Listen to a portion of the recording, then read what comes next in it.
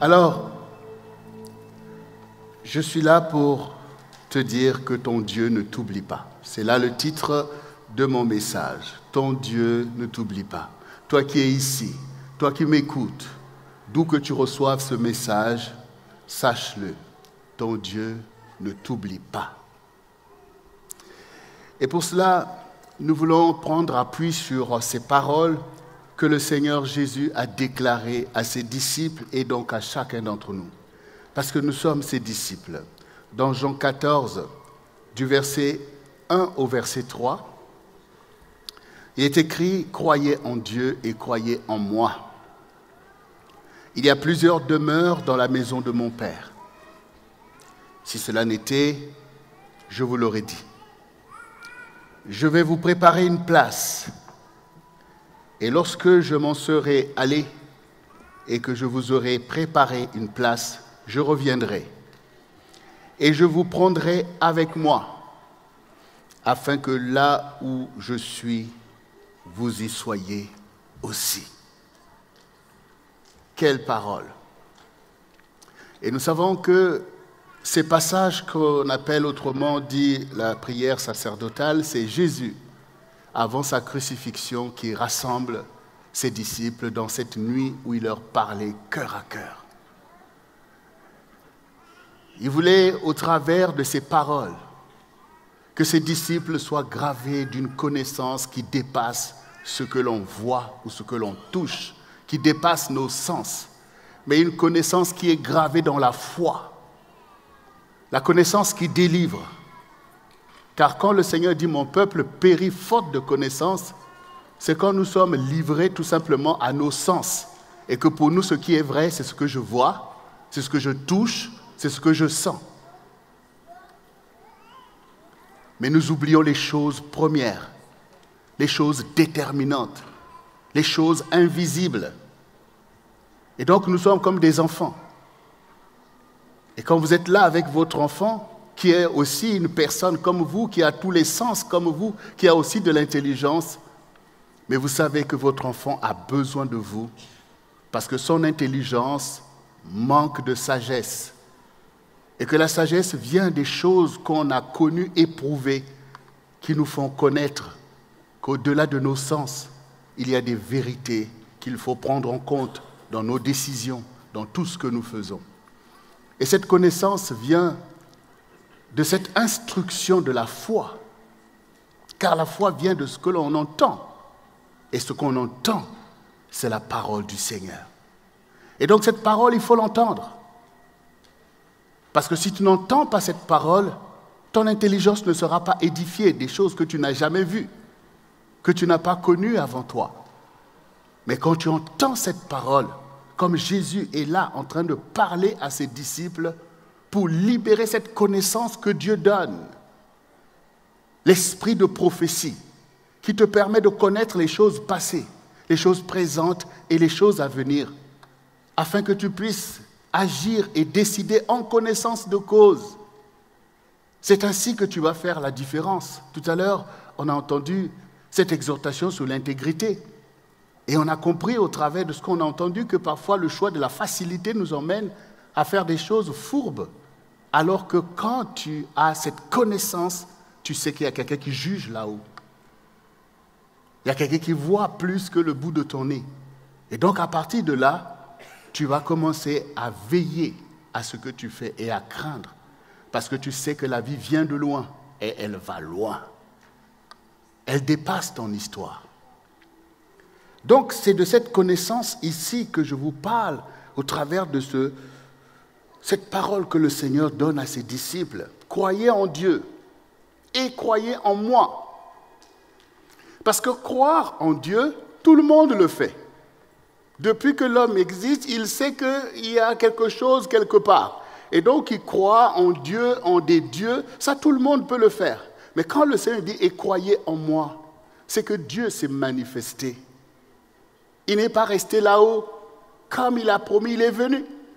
Et si nous croyons dans ce Dieu que nous pensons qui est quelque part, qui nous a créés, Et que maintenant, quand Dieu se retrouve devant nous, comme il a dit, Emmanuel, Dieu parmi nous, celui qui vient, qui naît de la femme pour visiter son peuple, quand il est là devant nous, portant un corps semblable au nôtre, pour montrer que sa parole est la vérité, il est venu lui-même accomplir sa propre parole. Parce que la Bible dit tous sont péchés et sont privés de la gloire de Dieu. Et il a été là, au milieu de nous, plein de grâce et de vérité et d'intégrité, pour montrer à l'homme la voie qu'il doit suivre. Son peuple ne l'a pas reconnu. C'est bien d'avoir des pensées, mais quand cela agit maintenant concrètement dans la vérité, on voit le décalage entre notre Dieu et nous, entre la vérité et nos mensonges, entre la fourberie et l'intégrité. C'est pourquoi croire en Dieu, oui, mais il faut croire dans le Seigneur. Il faut croire dans le Seigneur. Et bien sûr, le Seigneur savait que dans quelques jours, ses disciples seront dans tous les états. Ils seront scandalisés de voir la crucifixion de leur Seigneur, sa mise au tombeau. Toutes ces choses peuvent emmener à tout renverser, à tout rejeter. Donc il leur a parlé comme un homme parle en toute intimité à la femme qu'il aime, pour qu'elle garde ces choses, que quand les temps difficiles vont arriver, qu'elle se souvienne de la parole intègre qui lui a été adressée. C'est comme ça que Jésus a parlé à ses disciples ce soir-là. Et c'est comme ça qu'il nous parle aussi, pour que tu connaisses que ce sont des paroles de vérité. Que le tumulte du quotidien ne peut pas effacer une telle parole d'assurance. Alors le Seigneur dit, oui, vous ne me verrez plus, mais sachez que je m'en vais vous préparer une place. Je m'en vais vous préparer une place. Et quand je vous aurai préparé une place, je reviendrai et je vous prendrai avec moi. Oui, le Seigneur, il a été retiré. Mais il travaille pour toi. Il te prépare une place. Tu vas me dire, mais oui, mais pasteur, il me prépare une place, mais en attendant, je suis là dans ce monde, je galère, je suis en difficulté, je ne le vois pas, je prie, il ne m'exauce pas comme je demande. Bon, je veux bien entendre tout ça, mais c'est vrai. Dieu travaille pour toi. Il te prépare une place, et une vraie place. Allez-y demander à un fœtus dans le ventre de sa mère que ta mère te prépare une place.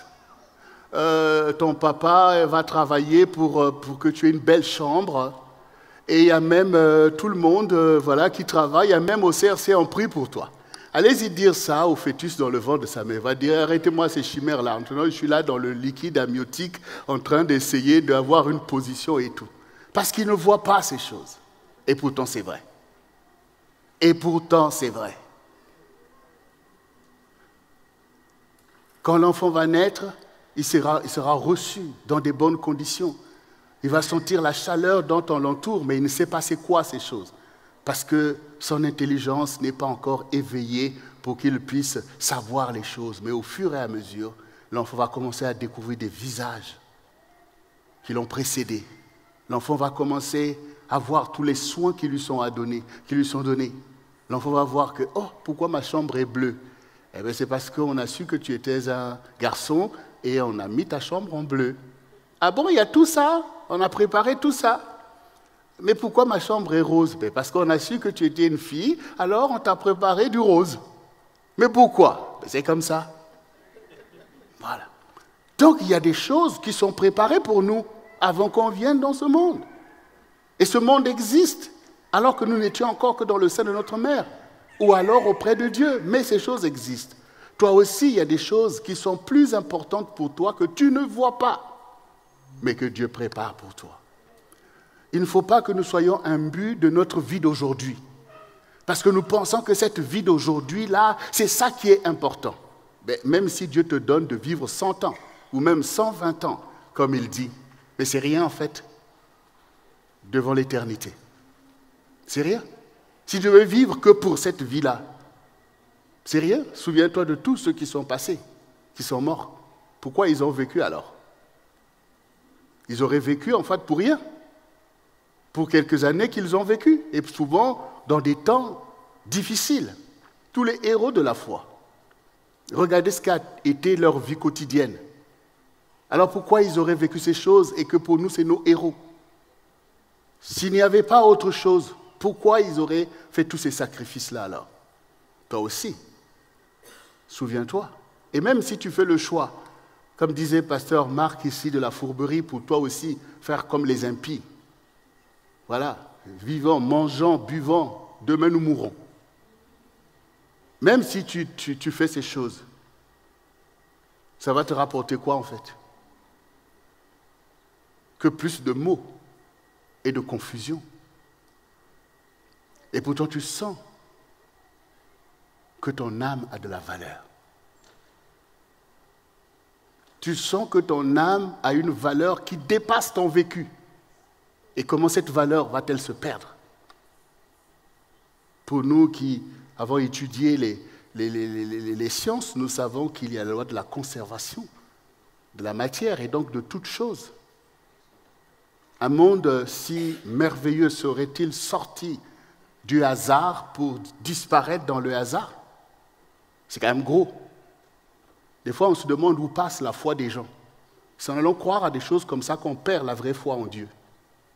Croire que le monde s'est fait par hasard, c'est croire que l'univers aussi déployé, aussi organisé, et la vie humaine, tout ça, ça sort du néant et du hasard. Ça, il faut une mesure, il faut une dimension de foi pour croire des choses comme ça, en fait.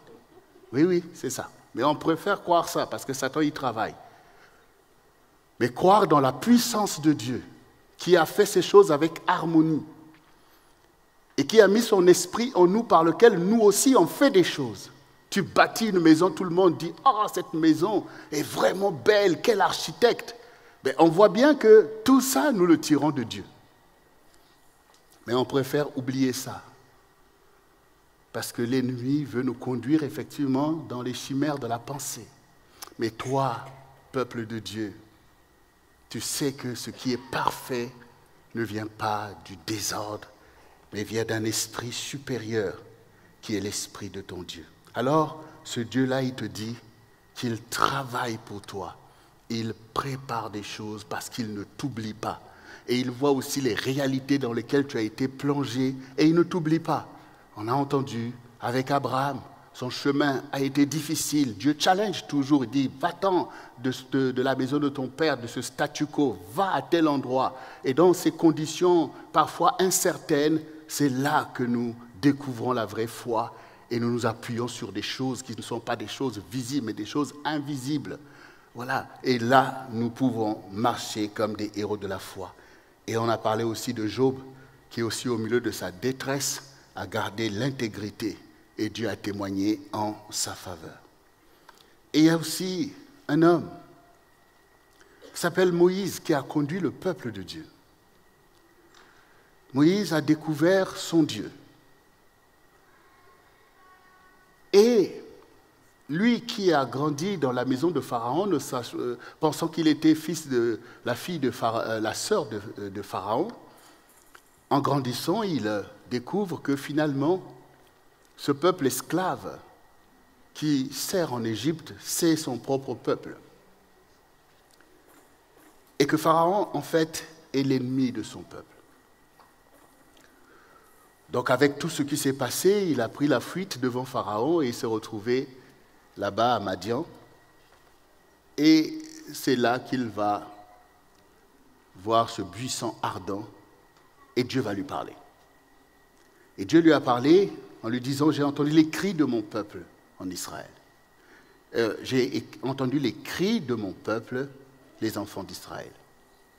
Et je t'envoie pour les faire sortir de l'Égypte, pour les emmener dans le pays de Canaan que j'ai promis à leur père. Donc, lui, il réalise que, ah bon, il y a un Dieu, et ce Dieu, il connaît ce qui se passe dans l'histoire, et il a des plans. Et il décide de changer le statu quo. Il donne des missions pour que je prenne ce peuple, pour l'emmener à tel endroit.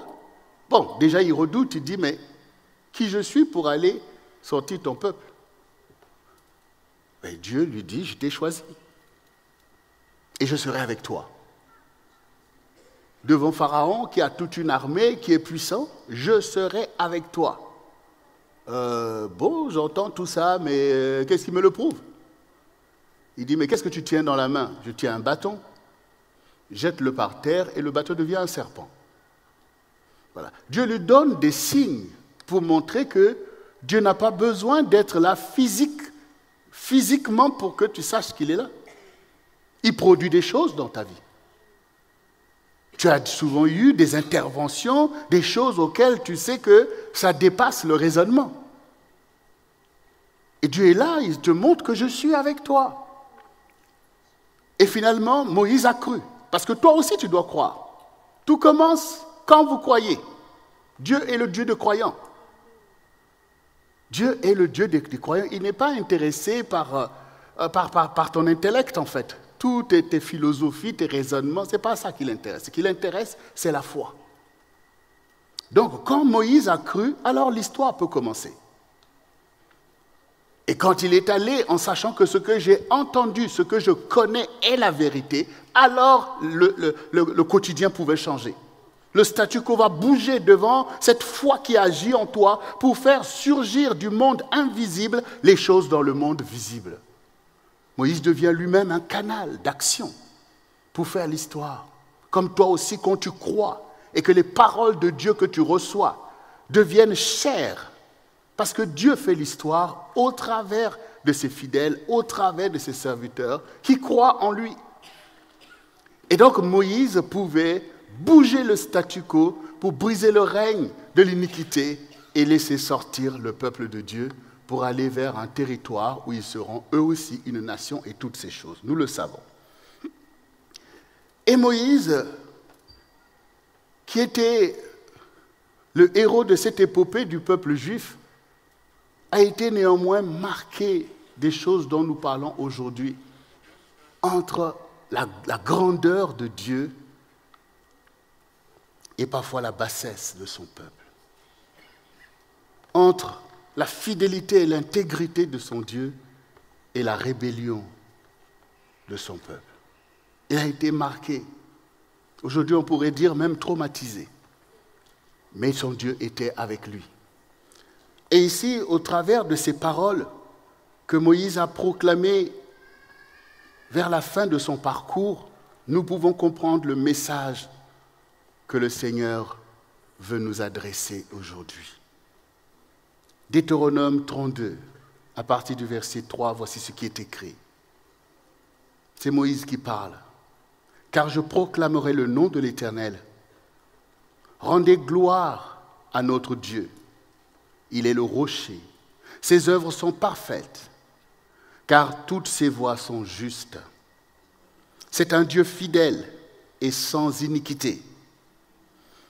Il est juste et droit. S'ils se sont corrompus, à lui n'est point la faute. La honte est à ses enfants, race fausse et perverse. Est-ce l'Éternel que vous en rendez responsable, peuple insensé et dépourvu de sagesse? N'est-il pas ton Père, ton Créateur? N'est-ce pas lui qui t'a formé et qui t'a affermi? Rappelle à ton souvenir les anciens jours. Passe en revue les années, de génération par génération. Interroge ton Père et il te l'apprendra. Tes vieillards, et ils te le diront, quand le Très-Haut donna un héritage aux nations, quand il sépara les enfants des hommes, il fixa les limites des peuples d'après le nombre des enfants d'Israël. Car la portion de l'Éternel, c'est son peuple. Jacob est la part de son héritage. Il a trouvé dans une contrée déserte, dans une solitude aux effroyables hurlements. Il a entouré, Il en a pris soin. Il a gardé comme la prunelle de son œil. Pareil à l'aigle qui éveille sa couvée, voltige sur ses petits, déploie ses ailes, les prend et les porte sur ses plumes. C'est donc le message final de Moïse qui encense la gloire de Dieu, encense la fidélité et la droiture de notre Dieu. Et au rebours, il fustige le comportement ingrat du peuple devant une telle bonté, une telle fidélité. Et le peuple se met ici en danger, alors que Dieu veille, alors que Dieu agit. C'est vrai que quand nous lisons la Bible, c'est quand même un peu ce côté un peu chaotique de cette histoire qui nous interpelle. Entre ce peuple qui a marché sous la bannière, qui a marché sous la nuée, et le feu l'accompagnait la nuit, et qui a mangé cette manne et tous ces soins que Dieu donne, ce sont des choses que nous voulons vivre avec notre Dieu au quotidien. Et de l'autre côté, toute cette révolte, cette rébellion, et ces guerres, et ces défaites, et ces victoires, on voit que ce n'est pas de tout repos. Mais c'est parce que, quand on est intègre, on ne veut pas céder au chantage de l'ennemi qui veut mêler le bien et le mal. C'est le plan de Satan, c'est mêler le bien et le mal. Il te dit, fais un peu de bien, mais fais aussi un peu de mal. C'est ce qu'on a entendu tout à l'heure.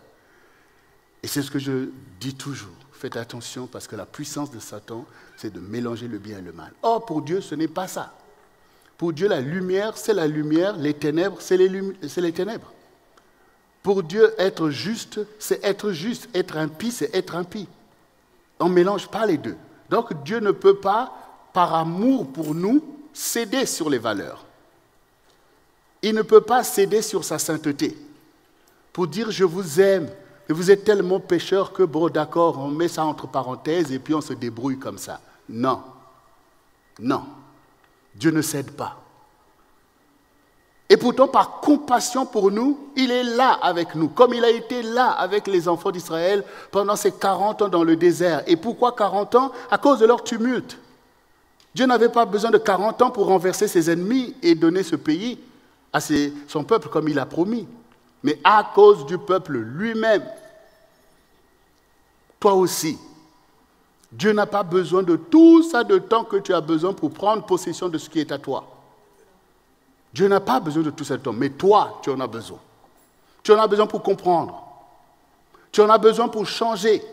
Tu en as besoin pour accepter d'établir un témoignage clair que ta vie est marquée en Dieu. Ça prend du temps pour comprendre ça. Comme ça peut prendre aussi du temps entre un homme et une femme.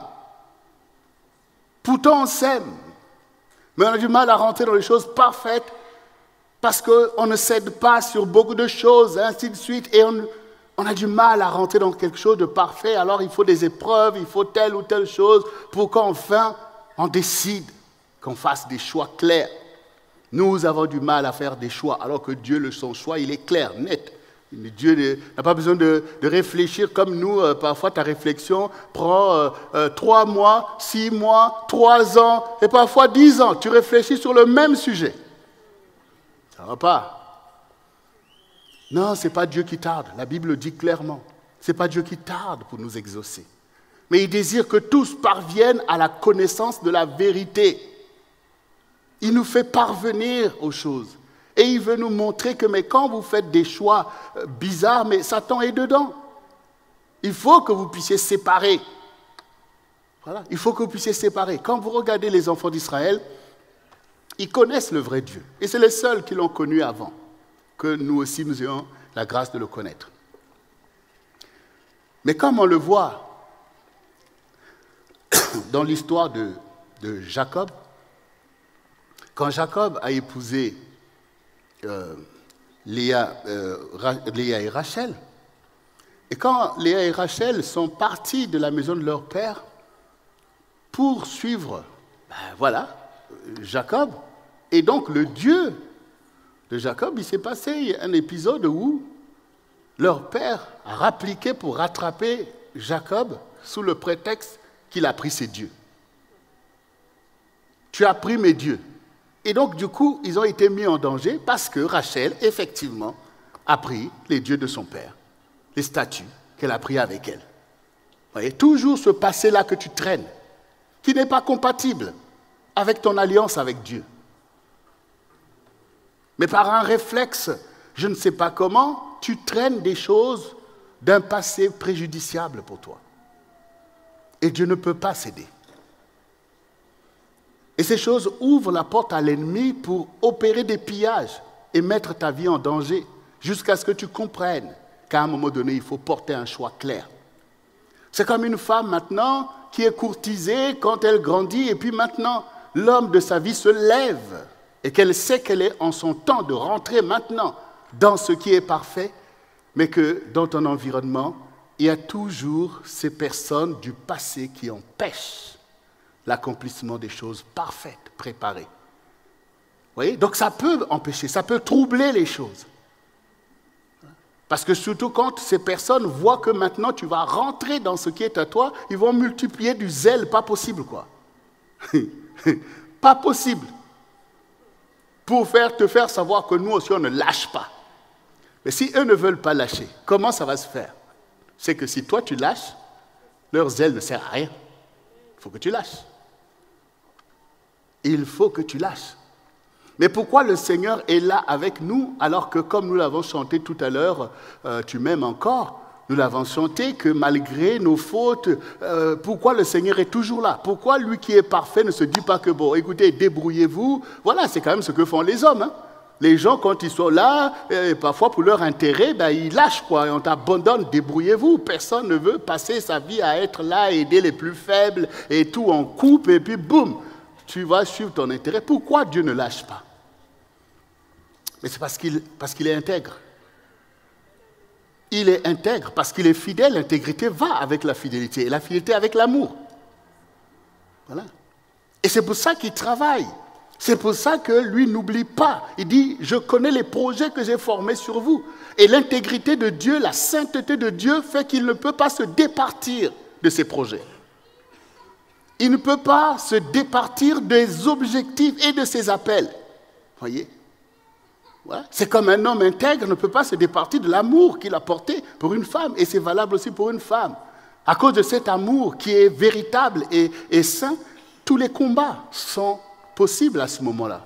Donc Dieu, il a des choses qui sont sa personne. La fidélité, la droiture, l'intégrité. Donc Dieu continue à travailler pour atteindre ses objectifs. Mais il permet que l'histoire puisse se manifester. Il permet que tes choix aussi puissent se manifester. Puisque tu t'entêtes à faire telle chose, eh bien tu en verras le fruit. Tu en verras le fruit. Tu en verras le fruit. Et les enfants d'Israël ont été emmenés à pouvoir expérimenter des échecs terribles, à se retrouver en déportation alors que Dieu leur a donné ce pays qu'ils chérissent. Mais à cause de leurs choix incohérents, ils ont été emmenés à être chassés loin de Dieu.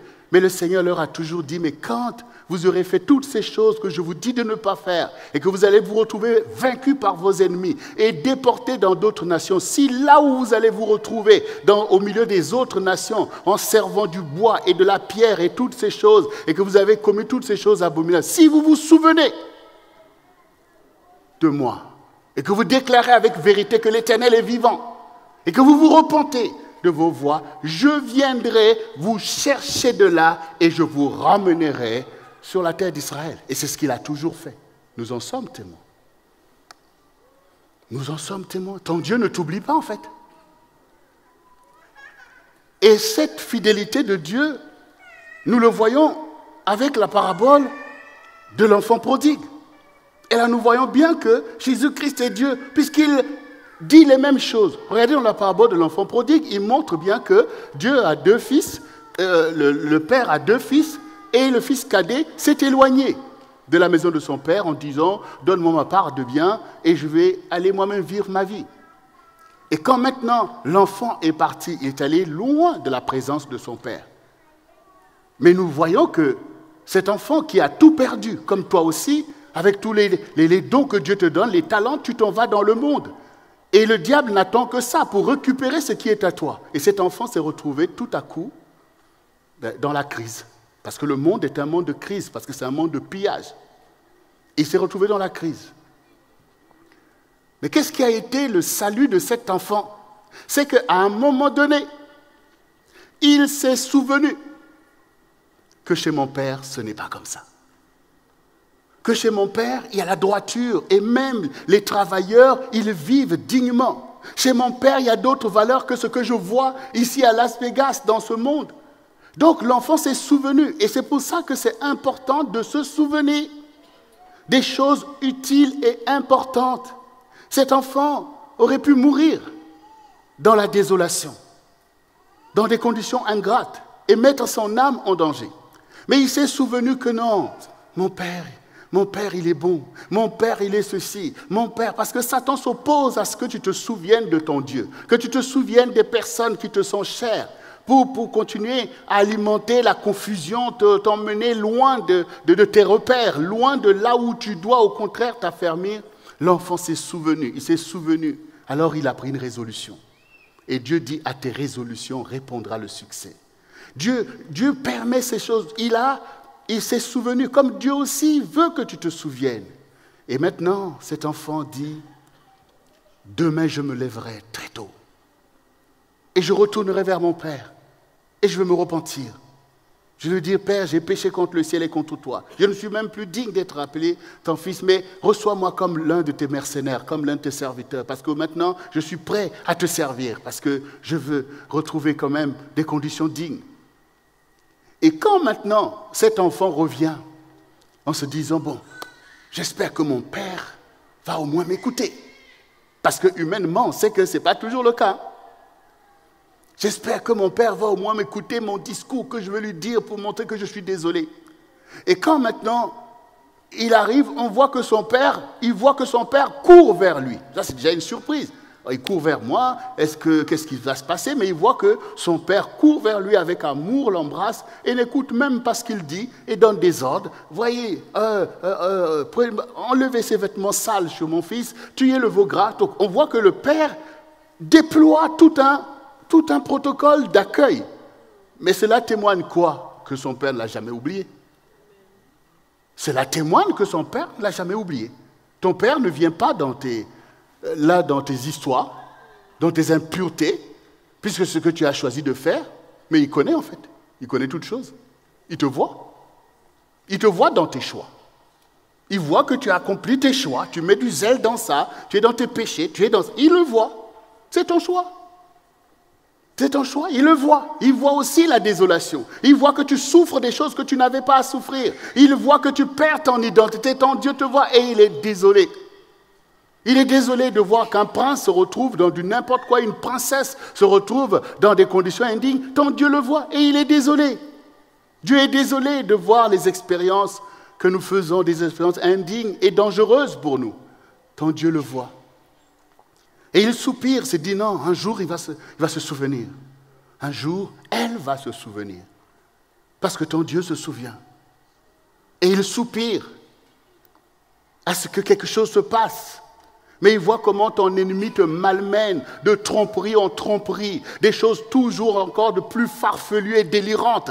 Il voit la répétition comme une amnésie par rapport aux choses que tu as souffert, tu recommences. Il voit, mais Dieu a donné un temps pour ta vie. Vous voyez, Dieu a donné un temps pour ta vie. Satan, il se bat, il voudrait que vous puissiez périr entre-temps par je ne sais pas quelles conditions, mais il n'a pas un droit de vie et de mort sur vous.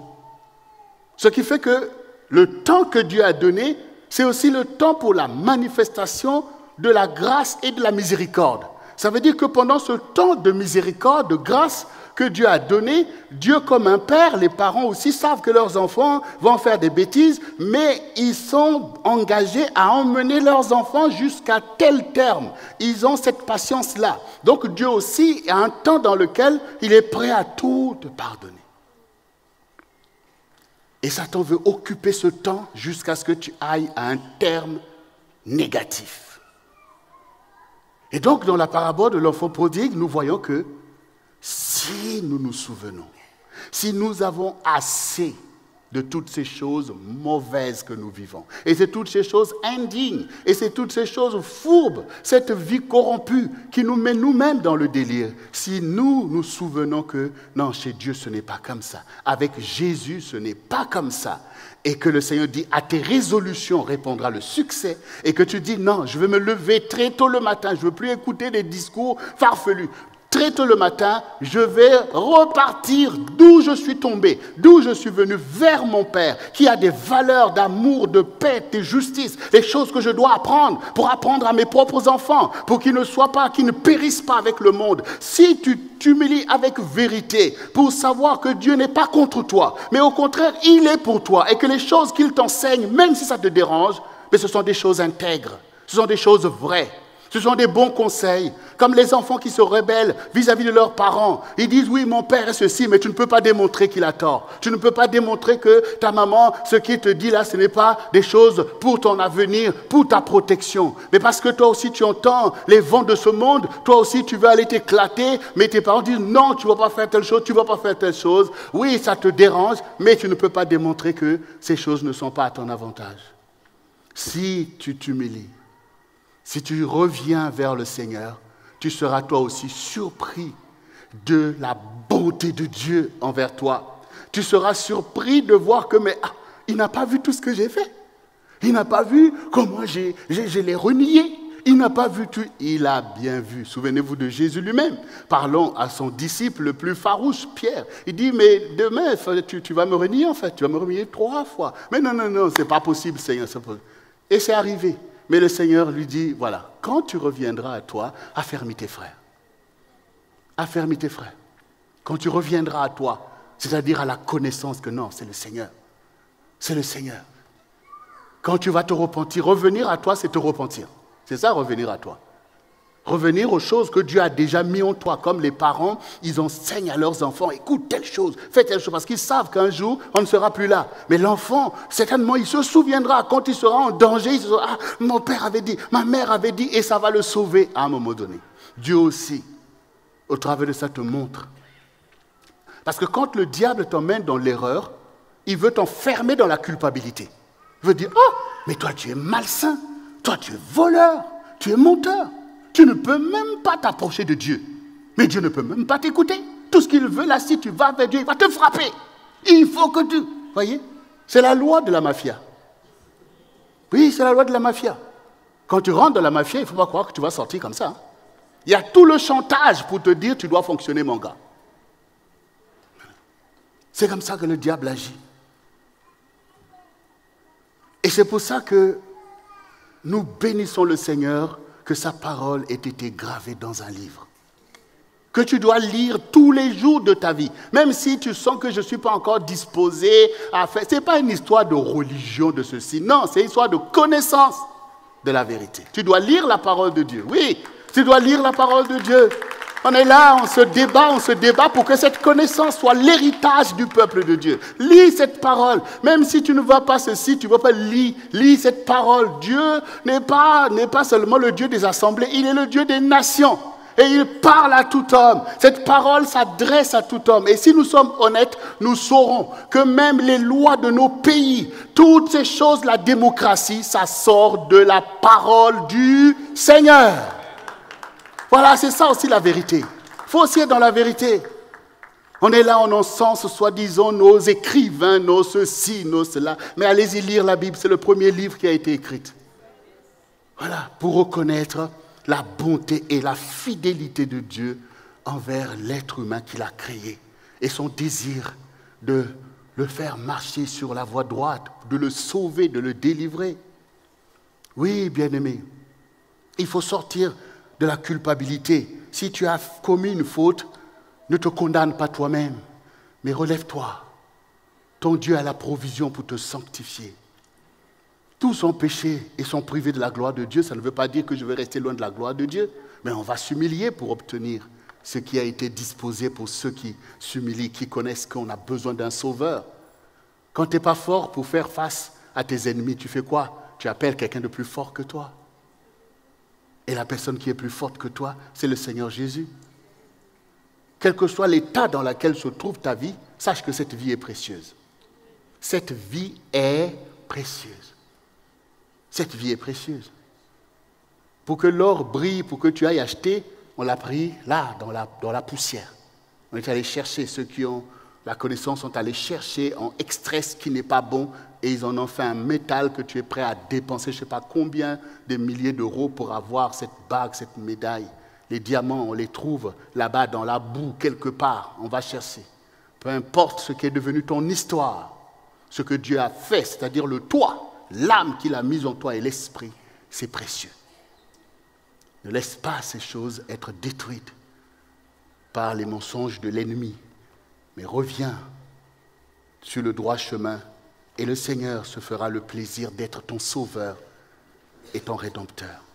Et c'est pour ça, bien-aimés, que nous devons aujourd'hui retenir que notre Dieu est fidèle et intègre et il est vis-à-vis de toi. Il est vis-à-vis de toi, bien-aimé. Et ce qui est écrit dans Ésaïe 49, le verset 14 à 21 nous dit « Si on disait « L'Éternel m'abandonne, le Seigneur m'oublie.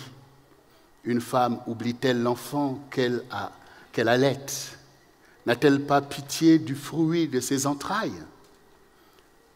Quand elle oublierait, je ne t'oublierai point. Voici, je t'ai gravé sur mes mains. Tes murs sont toujours devant mes yeux.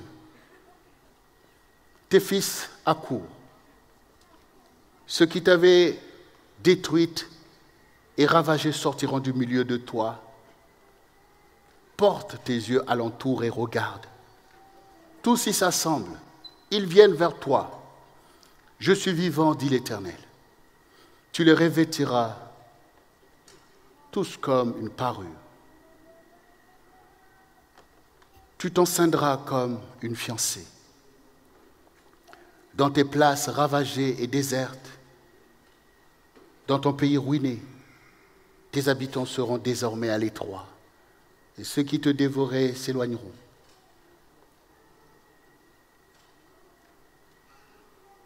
Ils répéteront à tes oreilles, ces fils dont tu fus privé, l'espace est trop étroit pour moi. Fais-moi de la place pour que je puisse m'établir.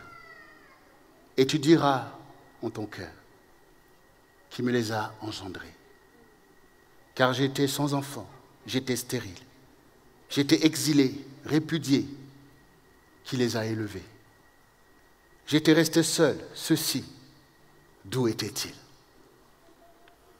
Bien-aimé, je te l'ai dit, Dieu travaille pour toi. Et le travail de notre Dieu est conséquent. Premièrement, il y a un lien fort entre le Seigneur et toi. C'est le lien qui lie une maman à son enfant qu'elle allaite. Parce que quand un enfant est dans le sein de sa mère, la mère regarde ce fruit de ses entrailles. C'est que cela est fragile, mais cela dépend de son zèle, de son amour. À lui donner ce lait et à voir cet enfant croître et prendre de l'envergure. Au moment où l'enfant ignore tout, comme toi aussi tu ignores tout ce que Dieu fait pour toi, et pourtant Dieu t'allaite. Pourtant Dieu s'occupe de toi, comme nous avons déjà eu un message sur Ézéchiel 16. Dieu fait ce travail, et donc Dieu ne peut pas t'oublier. Et si effectivement, dans le côté tragique de l'histoire, une maman pourrait oublier son enfant, rejeter son enfant, le Père n'en parlant pas. Mais le Seigneur te dit, moi, je ne t'oublierai point. Et la preuve, je t'ai gravé sur mes mains. Les mains de Jésus ont été percées pour toi, pour garder le souvenir à jamais que Dieu t'aime. Et donc, il ne peut pas oublier. Vous ne pouvez pas oublier quelqu'un qui a marqué votre vie. Quand vous avez quelque part, même une cicatrice, ça vous rappelle des choses. Donc comment Jésus peut t'oublier? C'est impossible. Même si on vient lui faire le rapport, que oh, Jésus, tu vois ce qu'il fait, c'est terrible. Hein? Mais vraiment, celui-là, il t'a renié. Mais il ne t'oublie pas. Il ne t'oublie pas. Et il continue à travailler pour toi parce que quand l'enfant prodigue est revenu, il est étonné de voir que la maison de son père a continué à prospérer. Ce n'est pas parce que Dieu t'a donné la part de l'héritage que maintenant c'est la ruine chez ton père. Non, non, non, non, non. Chez Dieu, les biens ne tarissent jamais. C'est une source jaillissante. Donc il arrive, il voit que, bon ouais, oui, au lieu qu'on me mette de côté ou qu'on me dise, bon ok, tu es venu pour travailler, tu vas gagner tant et ça s'arrête là. Non, non. Allez, changez-lui des vêtements, mettez l'anneau, l'alliance, la fidélité. Allez, faisons la fête. Vous avez déjà vu qu'on fait la fête pour un pécheur? Même s'il vient avec des paroles de repentance. Mais le Seigneur dit, mon fils que voici était mort. Il est revenu à la vie. Voyez? Les choses que tu fais sont les choses de la mort, parce que ça produit des œuvres mortes. Les choses dont on a dénoncé la fourberie, les péchés, sont des choses mortes. Ça te tue toi ou quelqu'un d'autre, tous ces mensonges. Mais tu étais mort, parce que c'est ce qu'on appelle l'esprit de mort qui gangrène le monde.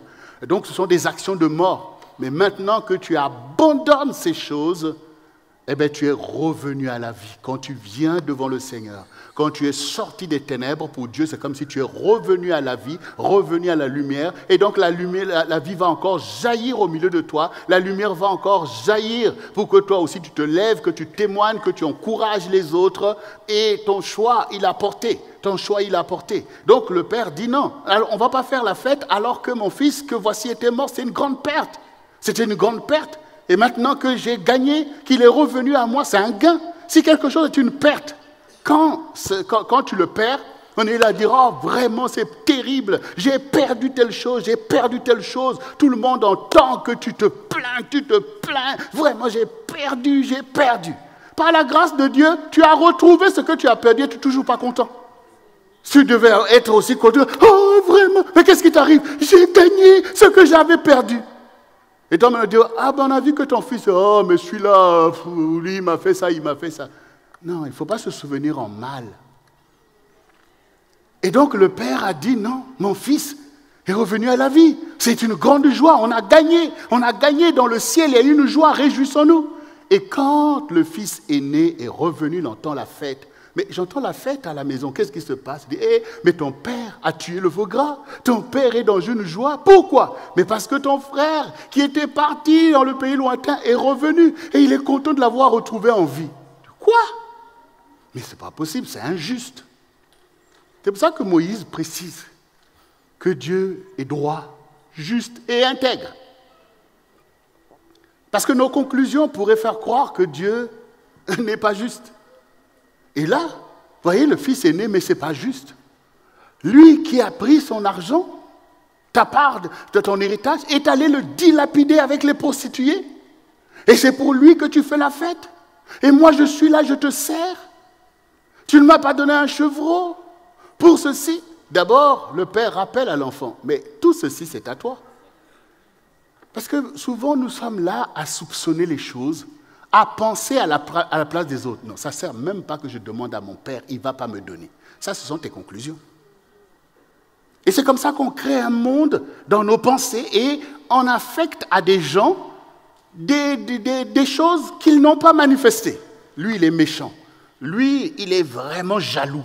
Lui, mais laisse-le manifester la jalousie avant que tu puisses, toi, supposer qu'il est jaloux. Et là, nous voyons que le fils, il se dit, non, mon père ne veut pas me donner un chevreau. Et il ne dit pas que je t'avais demandé. Et son père lui dit, mais ça, c'est pour toi, en fait. Tu veux le chevreau, pourquoi tu ne l'as pas demandé? Le Seigneur dit, demandez, et vous recevrez. Sortez du monde imaginaire, fermenté par des esprits de mensonges, qui te donnent de créer un monde là, dans l'imaginaire. Et beaucoup sont captifs de l'imaginaire. C'est bien de regarder tous les dessins animés, tous les films bizarres. Ne croyez pas que les esprits ne profitent pas pour vous tenir dans une prison imaginaire. Il faut sortir, il faut vivre, il faut expérimenter les choses. Il faut expérimenter les choses. Et parfois même les personnes que vous avez connues autrefois, il est ceci, il a changé entre-temps. Mais toi, tu ne changes pas. Donc du coup, le père dit à son fils, mais ton frère que voici était mort, il est revenu à la vie. Est-ce qu'on ne va pas se réjouir des bonnes choses? Et le diable veut que tu puisses te réjouir du péché. Quand on commet des péchés, là, tu es content. Même quand on est adolescent, on apprend déjà à se moquer des gens, à faire des mauvaises choses, on éclate de rire. Mais ça, tout ça, c'est pas pour ça qu'il faut se réjouir. Il faut se réjouir des bonnes choses. Aime ton prochain comme toi-même. Quand toi tu pêches, tu aurais voulu qu'on te pardonne. Et pourquoi tu ne penses pas que c'est une bonne chose qu'on pardonne à ton frère? Voyez, tout ça, en fait, sont des choses qui nous gardent dans la captivité des vies qu'on a renoncées. Nous sommes le peuple de Dieu. Et nous laissons Dieu faire. Parce que souvent, nous tendons à penser que Dieu devait faire comme nous. Heureusement qu'il ne fait pas comme nous. Heureusement.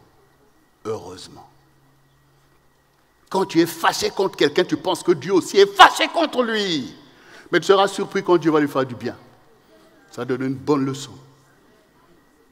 Heureusement que Dieu ne fait pas comme nous. Parce que nous-mêmes, il nous pardonne tous les jours. Et quand nous commettons une faute et que l'autre commette la même faute, chez lui c'est grave, chez nous c'est pas grave. Ce qu'il a fait, c'est grave. Bon, moi j'ai fait un petit...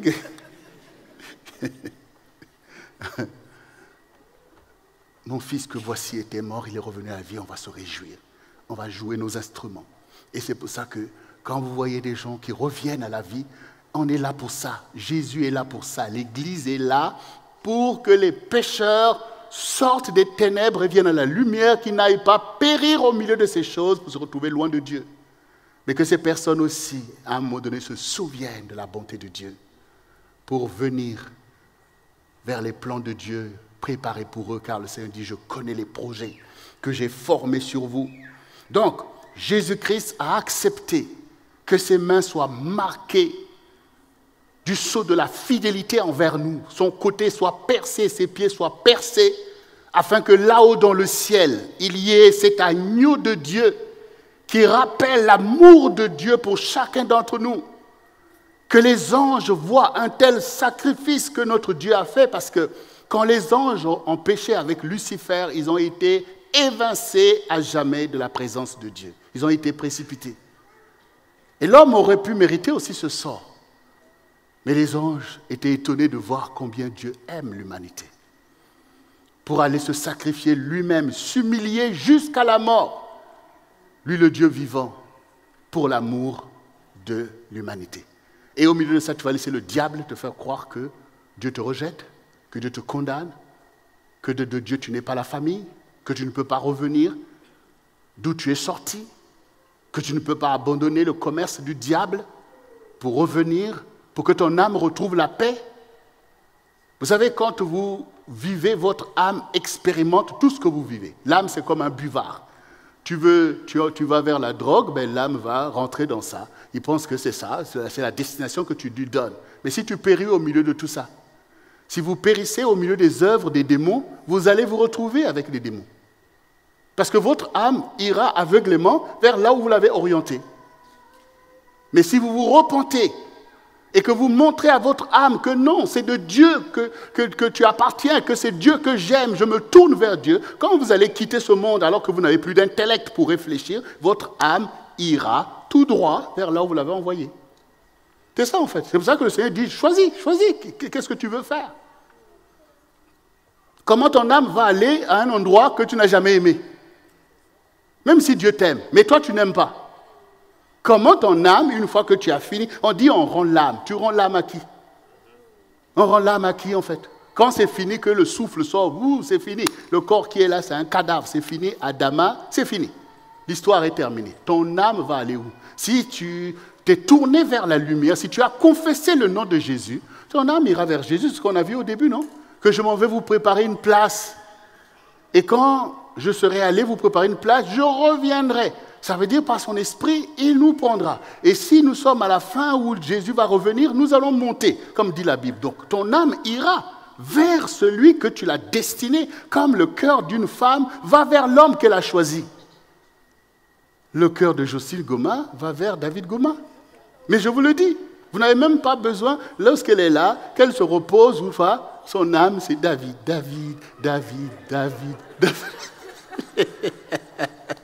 C'est comme ça en fait. Parce que son âme est marquée par ce choix. Voilà, c'est tout. C'est pour ça que tu dois comprendre l'importance de louer le nom du Seigneur, de chanter avec total praise dans ta maison, de proclamer Jésus, Jésus, Jésus. Parce que quand tu vas quitter ce monde, ton âme ira vers Jésus. Et là, tu verras que mais Dieu ne m'a jamais oublié. Il a travaillé pour moi. Ce palais, c'est pour moi qu'il a préparé et je suis avec lui. Ton âme sera dans la félicité divine. Mais ceux qui ont pris plaisir à commercer avec Satan vont se retrouver dans sa détresse, dans la géhenne qui a été préparée pour Satan et ses anges. C'est là que les impies vont, ceux qui renoncent à Dieu, ceux qui s'opposent à la connaissance de la vérité et qui travaillent pour détruire les âmes. Ils vont aller partager le sort de leur maître et de leur Dieu. Pourquoi le Seigneur appelle Satan le Dieu de ce siècle? C'est ceux qui se laissent corrompre par les réalités de l'esprit du monde. Car la Bible dit, ne vous conformez pas au siècle présent. C'est-à-dire des choses que le diable emmène dans le monde, les idéologies de perversion, de rejet de Dieu. Si tu fais ce choix, tu iras avec ton maître. Tes choses ne mentent pas en fait. C'est là, c'est l'intellect qui ment. Mais quand c'est fini, il n'y a plus de mensonges. Tout devient vrai. Les ténèbres, c'est les ténèbres. La lumière, c'est la lumière. Jésus, c'est Jésus. Satan, c'est Satan. Il y a une séparation en fait. Il y a une séparation. Il y a beaucoup de personnes qui ont connu un trépas à un moment donné, qui sont revenus à la vie, qui vont vous expliquer plein de choses. Ton âme va vers la lumière si tu avais fait ce choix de la lumière. Et ce choix, il doit être cohérent, il est éprouvé, il est challengé. Comme l'amour d'une femme est challengé par des gens, oui, c'est dit, moi. Toi aussi, Satan vient te tenter et tout. Toi aussi, à un moment donné, tu vas lui résister fermement. Mais à cause de quoi? À cause de Jésus, qui lui a donné sa propre vie pour moi. Il y a le souvenir de moi. C'est une provision pour effacer tous tes péchés. Tous tes péchés. Parce que quand Dieu te voit, il te voit comme ami du Seigneur, comme épouse du Seigneur, comme disciple de Jésus, comme ses brebis. Et parce que lui, il est le seul homme qui a satisfait les exigences de Dieu, qui n'a jamais péché, alors il peut intercéder pour nous. Il peut intercéder pour nous. Il n'y a aucun prophète même qui peut intercéder là-haut pour toi. Parce que la Bible dit tous ont péché. C'est-à-dire que même ces grands prophètes qui ont fait des grandes choses pour nous annoncer la parole de Dieu, tout ça, tous ont eu besoin de sauveurs. Qui n'a jamais péché entre eux? Quel prophète n'a jamais péché? Et donc un pécheur ne peut pas en fait sauver un autre pécheur. Mais ils ont reçu par l'Esprit de Dieu le don qui leur a permis de porter une parole prophétique pour annoncer à l'homme la voie qu'il doit suivre. Mais une fois qu'ils ont annoncé, même quand nous voulons, mais on n'a pas eu le pouvoir de le faire. Un seul nous a donné ce pouvoir. C'est Jésus qui dit, je vous ai donné le pouvoir de marcher sur les serpents, sur les scorpions et sur toute la puissance de l'ennemi et rien ne peut vous nuire. Donc il n'y a rien qui va t'empêcher maintenant de servir Dieu. Parce que tu as reçu cette onction de résister à Satan. Et la Bible dit clairement, soumettez-vous à Dieu, résistez au diable et il fuira loin de vous. Ça commence par le fait de se soumettre à ton sauveur. Tu en as besoin du sauveur. Le diable te fait croire que tu es le maître du monde. C'est faux. C'est faux en fait. C'est faux. Même si tu écrases les gens, et tu pourras écraser les démons, tu pourras écraser les puissances qui s'opposent à ta vie, tu as besoin d'un sauveur. Même ne fût-ce que pour te délivrer de ton propre orgueil qui va t'emmener tout droit vers Satan. Tu as besoin d'un sauveur. Tu as besoin de voir le Tout-Puissant, comment par amour on donne sa vie pour ce que l'on aime. Parce que le monde est un monde de volonté de puissance. Et le diable vient alimenter ces choses mauvaises. Pour Dieu, la vraie puissance, c'est de soutenir les plus faibles. C'est de donner ta vie pour ce que l'on aime, comme la preuve que tu as aimé. Nous allons nous retrouver à souffrir des choses. Non pas parce que nous-mêmes, on ne peut pas s'échapper de ces choses, mais parce que ceux qui sont avec nous ne peuvent pas s'échapper. Donc nous aussi, on va rester là. Quand les enfants d'Israël ont fait 40 ans dans le désert, il y avait des personnes vaillantes au milieu d'eux qui pouvaient s'extirper et aller peut-être combattre et s'en sortir. Mais le peuple de Dieu doit être solidaire. Le peuple de Dieu doit être solidaire. Les plus forts soutiennent les plus faibles. Parce que ce que Dieu veut, c'est un peuple. Un peuple pour le louer, pour le glorifier. Quand nous sommes là, que nous sommes en train de lever la voix, que nous sentons cette présence de Dieu, eh bien ça découle de chacun d'entre nous. Et là, on voit la force irremplaçable du peuple de Dieu, au milieu desquels il y a des plus forts et des plus faibles. Même celui qui est faible, il a quelque chose que tu n'as pas, mais qui caractérise le peuple de Dieu. Donc, bien-aimés, la vie de Jésus est marquée de l'amour de toi. Et il a payé pour tous tes péchés. Tout ce que tu as fait ne peut pas tenir quand maintenant tu reviens au Seigneur et que son sang coule sur toi pour te laver et te purifier pour Dieu. Et Dieu te reçoit. Parce que c'est le principe de la rançon. Quand une rançon est payée, il faut libérer la personne. Si Jésus a payé le prix qui a satisfait Dieu, ce prix, il est pour toi. Tu es absous. Mais c'est parce que tu reconnais Jésus. Si tu ne le reconnais pas, tu ne peux pas avoir ce bénéfice. C'est évident. Ton intellect peut comprendre ça. D'où l'importance. Même quand tu es encore dans tes galères, tu ne sais pas comment tu vas sortir des choses que tu vis, des vices et tout. Invoque-le, dis Seigneur, tu es mon sauveur, je sais que tu es Dieu. Vous voyez, prier, c'est pas compliqué. Il y en a qui pensent que mais je ne sais pas prier. Tu sais prier. Tu le sais. Si tu es capable de demander quelque chose à quelqu'un, donc tu sais prier. Parfois tu trouves des mots. Bon, comment je vais parler à mon père? Comment je vais? Il faut que j'introduise pour qu'il puisse m'exaucer. Donc tu sais prier. Cette fois-ci, tu vas t'adresser à ton Dieu. Seigneur, je suis désolé pour la vie que je mène, je sais que ce n'est pas digne. Seigneur, je suis désolé parce que je t'oublie. Dès qu'il y a quelque chose qui m'intéresse, je t'oublie. Et pourtant, je sais que tu as été là dans ma vie depuis ma prime enfance. Avec maman, on allait à l'église, j'ai vu toutes tes grâces, j'ai vu les témoignages de mes parents, j'ai vu ce que tu as fait dans ma vie. Mais dès que je me retrouve devant les choses de ce monde, je préfère t'oublier pour profiter de ceci, de cela. Seigneur, je suis désolé, je te demande pardon, je suis faible, Seigneur, aide-moi, secours-moi.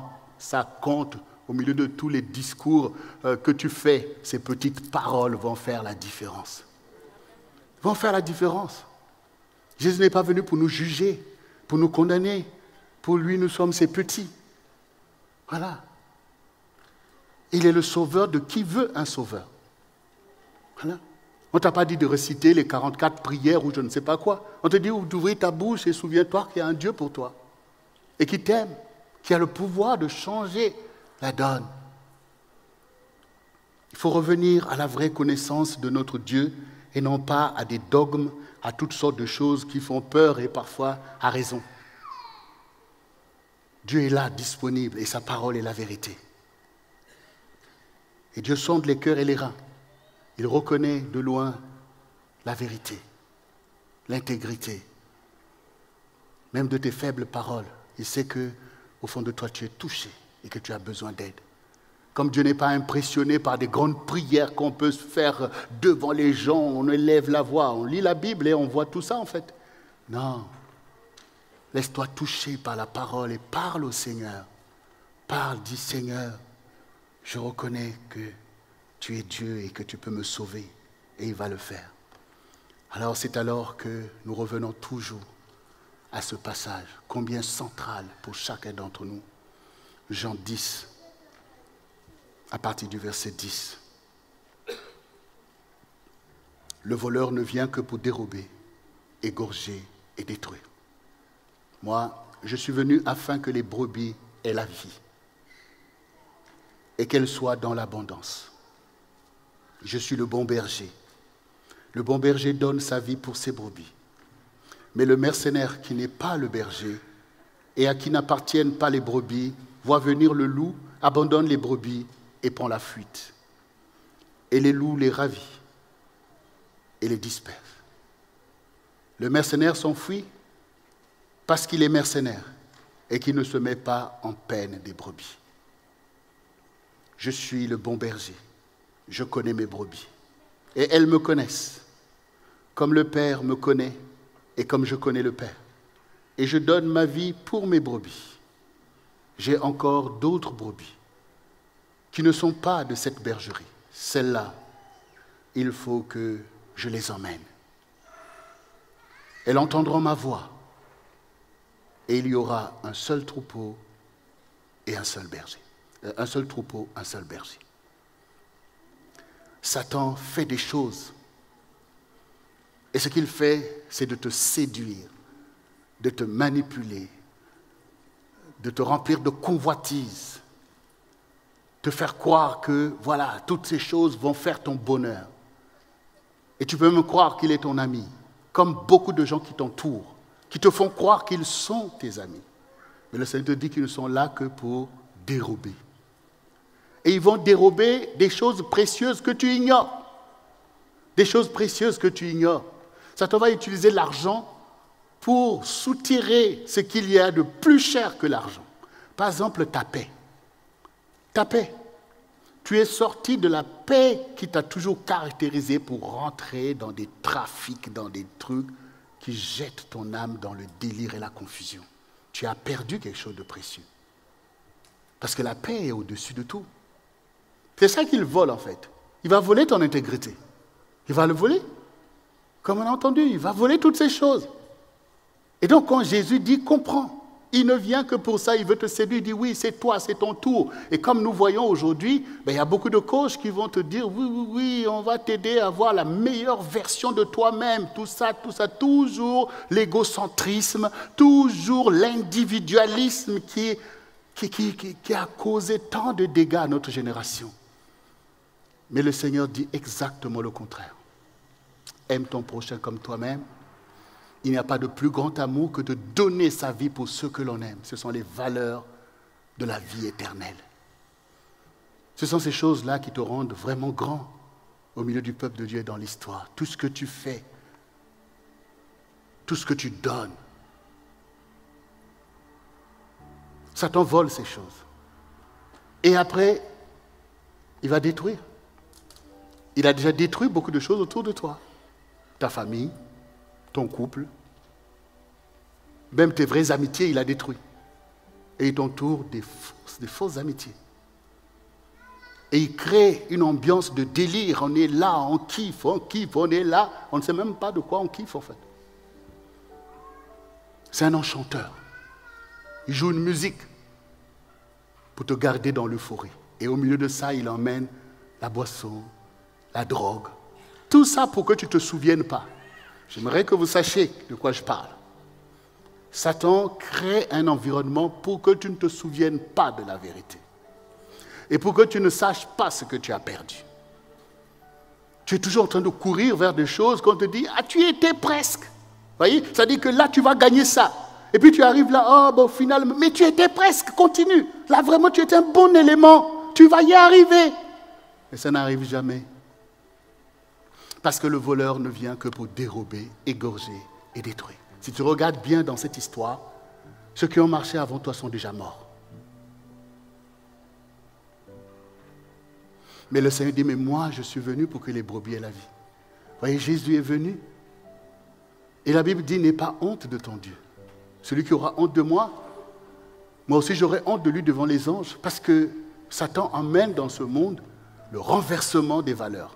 Vous voyez, quand Jésus a été crucifié, la femme de Ponce Pilate a dit à Pilate, je ne veux pas que tu aies quelque chose à voir avec cet homme, c'est un homme de bien. Et pourtant, elle était romaine. Donc, il y avait des gens qui voyaient, en fait, mais pourquoi on condamne cette personne? C'est quelqu'un de bien. On voit les miracles qu'il a fait. On voit toutes ces choses. De quel fait on peut le condamner? D'ailleurs, Jésus lui-même, devant les Juifs qui voulaient le lapider, il dit, j'ai fait tant de bonnes œuvres au milieu de vous pour laquelle vous voulez me lapider. Ah non, ce n'est pas pour une œuvre que tu as fait, parce que tu as dit que tu es le Fils de Dieu. Il dit, mais la Bible dit que vous êtes vous-même des dieux. Vous voyez, donc on voit comment Satan voudrait que tu aies honte de quelqu'un de bien. Et dans la Bible, on parle ennemi des gens de bien. Quelqu'un qui ne t'a rien fait. Si tu réfléchis bien dans le bon sens, tu verrais que mais c'est même des gens comme ça qui sont fréquentables. Par rapport à tous les hypocrites qui t'entourent. Qui jouent déjà une musique funeste pour ta vie. qui rigole bien de toi. Et donc le Seigneur dit, celui qui aura honte de moi devant les hommes, moi aussi j'aurai honte de lui devant les hommes. C'est-à-dire que nous sommes là dans l'histoire, tu fais tout ce que tu veux faire. Mais quand maintenant tu vas arriver, ce n'est pas au ciel que tu vas aller dire Seigneur, pardon, c'est là que tu dois le dire. Tout doit être manifesté. Et le Seigneur sait qu'il y aurait une honte du Seigneur que le diable va emmener.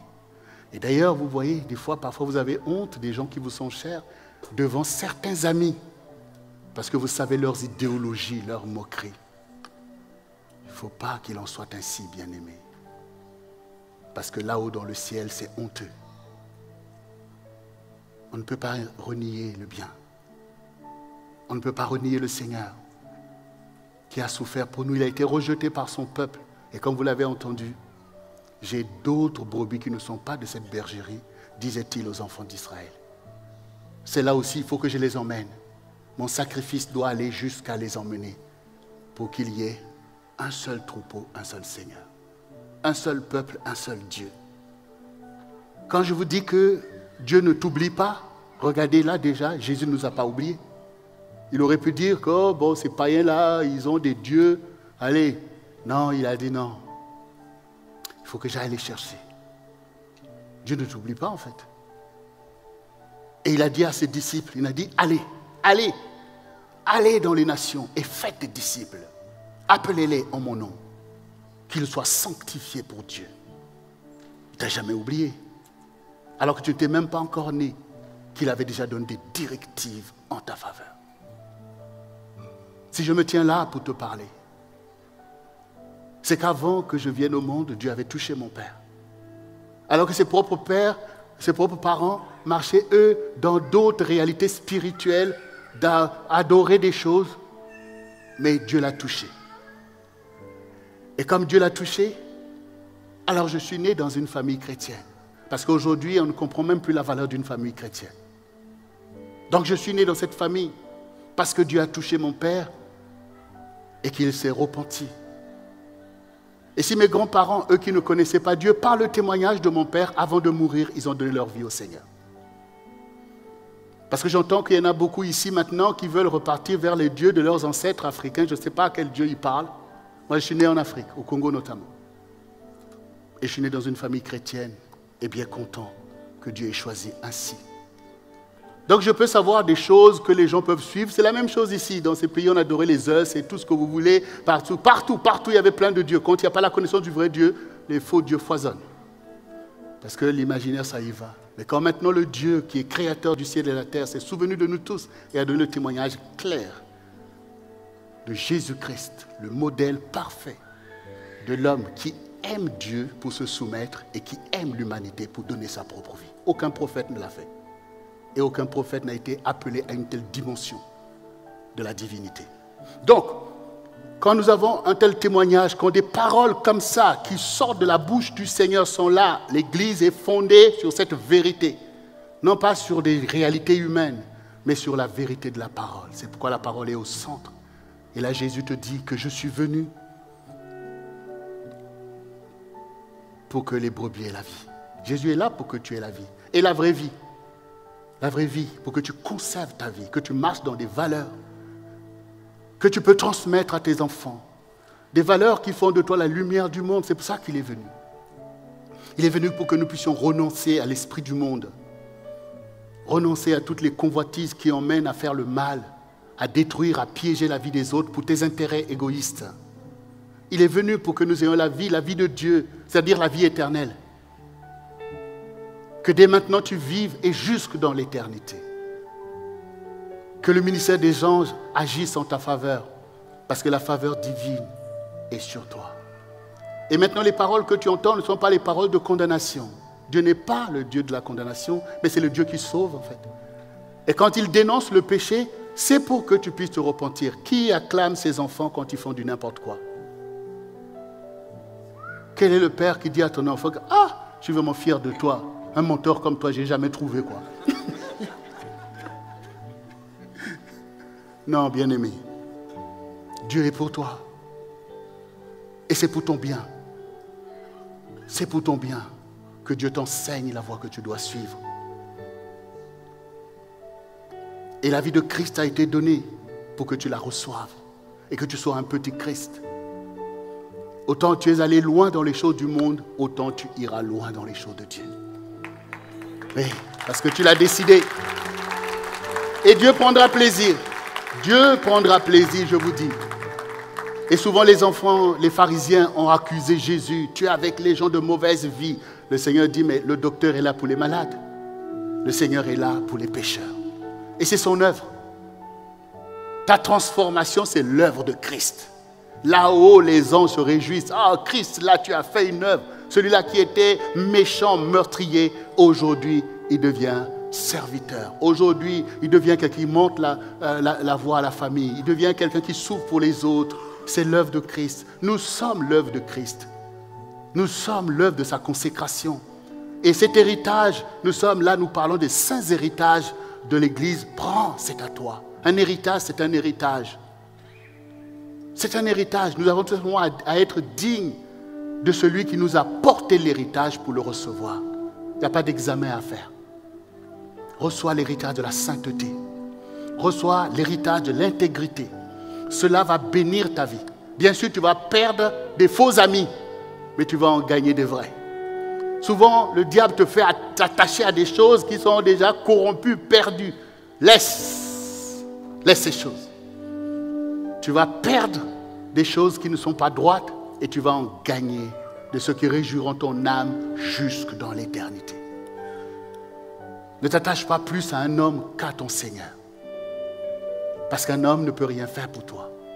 Mais Jésus peut tout faire pour toi.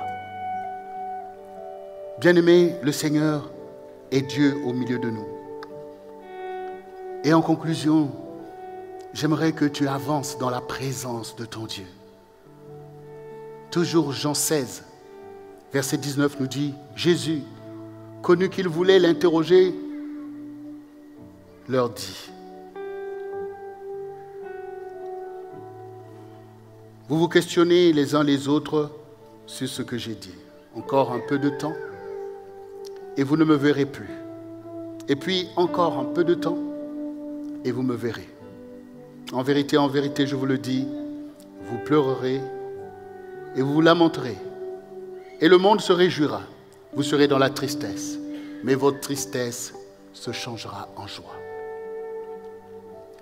La femme, lorsqu'elle enfante, éprouve de la tristesse parce que son heure est venue. Mais lorsqu'elle a donné le jour à l'enfant, elle ne se souvient plus de la souffrance à cause de la joie qu'elle a de ce qu'un homme est né dans le monde. Vous donc aussi, vous êtes maintenant dans la tristesse, mais je vous reverrai. Et votre cœur se réjouira, et nul ne vous ravira votre joie. En ce jour-là, vous ne m'interrogerez plus sur rien. En vérité, je vous le dis, ce que vous demanderez au Père, il vous le donnera en mon nom. Jusqu'à présent, vous n'avez rien demandé en mon nom. Demandez et vous recevrez, afin que votre joie soit parfaite. Bien-aimés, comme je disais tout à l'heure, quand le Seigneur a parlé à ses disciples, il sait qu'il y aura des temps difficiles dans l'histoire et dans leur histoire, qu'ils seront bouleversés par cette crucifixion, par cette mort tragique de leur Seigneur. Et ils seront dispersés, et ils vont s'enfuir, et ils seront menacés. Et donc cette tristesse, elle est là. Aussi dans ton quotidien, tu vis des moments difficiles, parce que le monde a beaucoup de fausseté. Et tu es mis en danger de toutes parts. Et tu auras l'impression que ton Dieu ne voit pas, qu'il n'est pas là. Et la tristesse est là. Mais le Seigneur compare notre tristesse à la tristesse d'une femme en travail. Une femme en travail, elle sait que dans son sein, il y a un homme, il y a un enfant qui doit venir au monde et tout le monde attend. Mais quand elle est surprise par des douleurs immenses qui la saisissent, elle sait que son heure est là. Elle ne sait pas comment ça va se passer. Alors elle peut éprouver une tristesse par rapport à toutes ces choses. Pourquoi ce n'est pas plus facile? Alors elle a une tristesse. Et parfois c'est très compliqué. Sa propre vie est souvent mise en péril. Et combien de moments ont quitté ce monde dans ce moment-là. Donc ce n'est pas quelque chose qui est une chose anodine. Parce qu'il y a beaucoup de gens autour de nous, on pense que c'est facile. Mais c'est un moment de tristesse où elle doit se fortifier. Mais il y a un dénouement à cette tristesse. C'est que quand l'enfant va venir au monde, elle va oublier cette tristesse. Quand tu aimes le Seigneur, tu es aussi dans cet enfantement d'un temps nouveau, de ta vie spirituelle. Et tu sens aussi la tristesse d'être rejeté, d'être méprisé. Et les attaques du diable vont fuser de toutes parts. Et tu auras l'impression que le choix que tu as fait n'est pas le bon. Qui va dire à une femme en travail que le choix qu'elle avait fait de porter cet enfant n'est pas le bon parce qu'elle souffre? Donc toi aussi, ce que tu payes pour ta vie spirituelle, pour les choix de la vérité que tu fais, c'est difficile, ça peut te rendre triste. Mais le Seigneur te rassure que ta tristesse se changera en joie. Parce que vous me révérez. Et effectivement, pour nous, ça paraît naturel de dire Jésus est mort et ressuscité. Mais entre les deux, il s'est passé toute une histoire. Toute une histoire où nos aînés, Pierre, Jean et Jacques, ont été plongés dans une situation indescriptible. Mais comment le Seigneur, le Tout-Puissant, qui marche sur les eaux, qui ressuscite les morts, qui a ressuscité Lazare, a ainsi été méprisé et mis au tombeau. Et ils ont oublié à l'instant tout ce que le Seigneur leur disait sur sa mort et sa résurrection. Parfois, quand Dieu te parle, tu penses que c'est des philosophies. Ce n'est pas des philosophies. Ces choses arriveront dans un temps que tu ne sais pas. Il faudra t'en souvenir au moment où ça sera là. Il y avait des femmes qui, elles, se sont levées de bon matin pour aller oindre le corps du Seigneur et qui ont vu le Seigneur debout. Et le Seigneur leur a dit, allez-y dire à mes frères que je les attends en Galilée. Et quand ces femmes sont venues dire aux disciples que le Maître est ressuscité, nous l'avons vu et il vous a fixé rendez-vous en Galilée, ils ont dit, mais les femmes commencent à délirer, les pauvres sont tellement traumatisés par la perte d'un être aussi cher. Ils ont eu du mal à croire. Mais finalement, ils se sont exécutés et sont allés en Galilée. Et ce jour-là, le Seigneur leur est apparu. Je vous l'avais dit, encore un peu de temps et vous ne me verrez plus. Et encore un peu de temps et vous me verrez. Et leur joie était débordante de voir un tel prodige que Dieu a fait, de revoir leur maître et même de manger avec lui. Ils l'ont vu quitter ce monde et aller dans le ciel. Il leur a promis d'envoyer le Saint-Esprit et ils ont reçu le Saint-Esprit. Et l'Église est née. Et l'Église est née. Et aujourd'hui, le monde veut ignorer cette histoire. Ça ne s'est pas passé il y a 10 000 ans. Il y a seulement 2000 ans. Et nos nations ont été façonnées par cette histoire. C'est facile d'oublier Dieu, d'oublier les choses importantes de notre histoire. C'est une amnésie. Et ces choses se sont passées. On ne peut pas falsifier une telle histoire. Et nous en sommes les témoins. Et ne laissons pas le diable falsifier cette histoire. Et donc le Seigneur a été là avec eux. Et toi aussi, tu es dans ton processus à toi. Mais je peux te dire que toi aussi, le Seigneur se manifeste à toi. Je ne me tiens pas là. Si ma vie spirituelle, c'est le fait seulement que j'entends des discours ou que j'ai lu quelque part. Non, Dieu en fait des choses. Et le Saint-Esprit est là, bien-aimé. Et vous qui êtes dans ce ministère, vous le savez bien. Le Saint-Esprit est là et il te donne les preuves parce que ta foi en a besoin. Mais il faut sortir de l'amnésie, il faut sortir des ténèbres pour pouvoir accepter enfin que ta relation avec Dieu devienne quelque chose de prioritaire. Et Dieu n'attend que ça. Je me rappelle dans des temps difficiles de ma propre vie, où j'ai commencé à douter de mon avenir et invoquer Dieu avec empressement, j'étais étonné de voir que Dieu n'attendait que ça. Il n'attendait que je sois sérieux avec lui. J'en avais déjà vu des manifestations de Dieu, des visitations de Dieu, des prophéties, des choses que mes parents témoignaient à mon égard par rapport à Dieu. Mais quand on est dans l'insouciance de ces choses, mélangeant le bien et le mal, on ne prête pas attention. Et Dieu sait, il est là. Il est là. Mais ce qu'il veut, c'est rentrer en communion. Ce qu'il veut, c'est une histoire comme un homme et une femme. Quand on se parle et qu'on passe à l'étape supérieure où maintenant les deux deviennent une seule chair. C'est ce que Dieu attend. Il faut que tu sois sérieux avec ton Dieu. Il faut que tu décides de l'écouter. Parce que tu vas expérimenter toi-même les choses de la foi. Tu ne vas pas seulement dire, ah, le pasteur Goma m'a dit, non, je veux que tu puisses toi-même les expérimenter. Parce que quand moi je me suis retrouvé en difficulté, en danger, que j'ai invoqué Dieu avec vérité, il s'est manifesté. Il s'est manifesté. Et pas seulement du genre, oh, j'ai eu tout ça. Non, au quotidien, il a dit et il a fait. Il a dit et il a fait. Et il continue à faire. Pour être avec toi, pour te délivrer. Comme il a fait avec les enfants d'Israël, il le fait aussi avec toi. Jésus, il est là, il est présent. Donc, je ne suis pas en train de vous parler des histoires et vous forcer à croire à des choses qui ne sont pas réelles. Je vous dis d'expérimenter ce que vous entendez. Va y prie toi-même. Invoque le Saint-Esprit. Si tu n'es pas visité, invoque-le. Tu verras toi-même.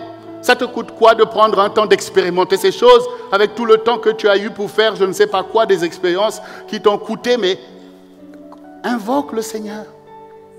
Parle au Seigneur, prends un temps, lis la Bible, mets ta vie en dehors de la corruption du péché, prends un petit temps de jeûne pour ta vie, dis Seigneur, je me mets à part pour toi, j'ai entendu telle chose, je suis touché, mais je veux expérimenter comme l'amour, la foi c'est comme l'amour, je ne cesse de le répéter, la foi c'est comme l'amour, vous éprouvez un sentiment d'amour pour quelqu'un, si vous ne faites rien, ça ne donnera rien, ça sera une petite émotion qu'on a oubliée, mais si vous faites quelque chose, ça deviendra une grande histoire.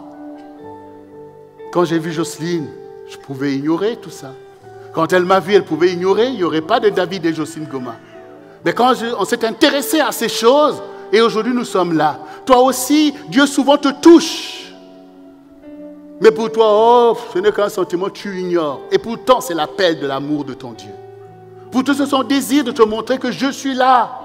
Il te touche, mais toi aussi touche-le. Si Dieu te parle, parle au Seigneur. Prends un temps pour lui. Parce que nous nous disposons pour quelqu'un. Si je ne m'étais pas disposé pour Jocelyne, je n'en serais pas là. Si elle ne s'était pas disposée, pour moi, on ne serait pas là. On serait que des gens, on s'est vus comme ça, tout ça. Mais on prend du temps pour quelqu'un. On se dispose. Dispose-toi pour le Seigneur. Parce qu'il y a beaucoup d'esprits qui te sollicitent.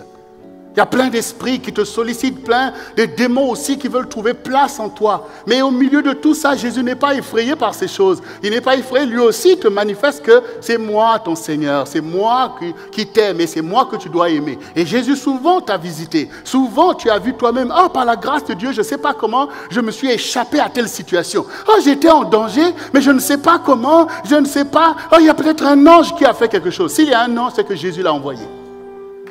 Ah oui, bien-aimé. On est là, on croit que c'est des chances, quoi. On est là, on croit que c'est des chances, quoi. Voilà, c'est une chance. Non, bien-aimé. Ton Dieu est là. Il ne t'oublie pas. Malgré tout ce que l'ennemi a réussi à faire pour manipuler ta vie, Jésus ne t'oublie pas. Et il t'aime. Et il t'aime. Et tout ce qu'il attend, c'est que tu puisses prendre la victoire. Que tu puisses dire, Satan, tu dégages de ma vie et je donne ma vie à Jésus-Christ. Qui que tu sois, d'où que tu viennes, quand tu entends, le Seigneur dit, si tu entends ma voix, n'endurcis pas ton cœur. Alors toi aussi, expérimente ton Seigneur. Dis, Jésus, tu as donné ta vie pour moi. Tu vas me délivrer de tous mes péchés et tu vas me sanctifier tout entier pour Dieu. Parce que je veux être avec toi. Parce que tu vas aussi préparer une place pour moi. Moi et ma maison, nous servirons l'Éternel. Je sais que c'est toi qui enseignes les vraies valeurs de la vie, les valeurs de la paix, de la démocratie, du renoncement, soit du pardon. Toutes ces choses que l'humanité cherche. Jésus l'a dit pour toi. Alors, pourquoi ne pas s'attacher à la perfection ? Pourquoi ne pas s'attacher à la perfection? Ton âme le vaut bien. Ton âme le vaut bien. Il est temps, en effet, que tu acceptes de briller. Il est temps que tu acceptes ce leadership spirituel. Parce qu'il y a beaucoup de jeunes autour de toi qui périssent. en faisant des choix dangereux. Il faut que quelqu'un leur parle. Il faut que tu donnes ta vie en exemple. Pour dire, moi aussi, j'ai renoncé à ces attraits du monde pour consacrer ma vie au Seigneur et à sa paix. Sa paix qui manque dans nos familles, dans les couples. La paix du Seigneur manque alors qu'il nous l'a donnée comme un héritage dans l'Église. Retrouve la paix et tu retrouveras le Seigneur. Retrouve la joie et tu retrouveras la force de la foi en toi. Retrouve. Ta vie sera en bénédiction pour beaucoup. Et beaucoup avaient fondé beaucoup d'espoir sur toi. Même tes propres parents. Il est temps, et il ne sera jamais trop tard, de prendre la bonne décision pendant que tu as le souffle de vie. Alors, bien-aimés, comme Jésus ne nous oublie pas, alors nous n'allons pas nous enfermer dans la tristesse, mais nous recevons la joie parce que notre Dieu règne, il a vaincu le monde. Nous aussi, nous avons vaincu le monde. Mais il est temps que nous puissions recevoir les saints héritages parce que nous n'allons pas briller sans rien. Si Dieu veut que nous puissions briller dans l'histoire, c'est qu'il est prêt à nous bénir. Il est prêt à nous établir. Il est prêt à te sortir du désert et te placer pour que tous voient dans ta génération qu'il est le Dieu véritable, qu'il est Jéhovah Jireh, celui qui pourvoit pour toi. Et maintenant, tu as compris que le Seigneur veut changer ta tristesse en joie. Quel que soit ce que tu as souffert, tu as été blessé, rejeté injustement. Mais le Seigneur va changer aujourd'hui même ta tristesse en joie. Parce que tu as du prix à ses yeux. Parce que Dieu veut mettre dans la confusion tous ceux qui ont comploté contre toi. Dieu veut te donner au-delà de ce que tu peux penser ou demander. Parce qu'il va déverser aujourd'hui même, par la foi que tu portes à cette parole, une mesure serrée, secouée et qui déborde. Dieu est le Dieu de la bénédiction. Je suis venu pour que mes brebis aient la vie. Accepte au moins la vie.